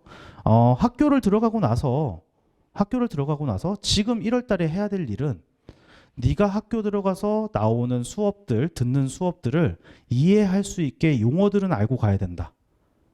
그래서 교과서를 받으면 특히 고1들 교과서를 받으면 저는 그날 아니면 일주일 안에 학교에서 받은 모든 교과서를 다 읽어야 된다고 얘기합니다. 제가 그렇게 했었고요. 그래서 이런 용어들이 있구나 이런 얘기들이 있구나를 해야지 수업 때 알아듣는다는 거죠. 그러니까 부모님들도 지금 시기는 마찬가지예요. 이것들을 다 내가 기억을 하고 뭐 완전히 알아야 돼 라기보다는 이런 점수 체계는 이런 의미를 하는 거구나. 그래서 이런 점수가 나왔을 때는 어떻게 대응을 해야 되는 거구나. 그런 거를 조금 얻어 가실 수 있는 그런 시간이 됐으면 하는 바람이 있습니다. 네, 오늘 설명회는 이걸로 마치도록 하겠습니다. 고생하셨습니다.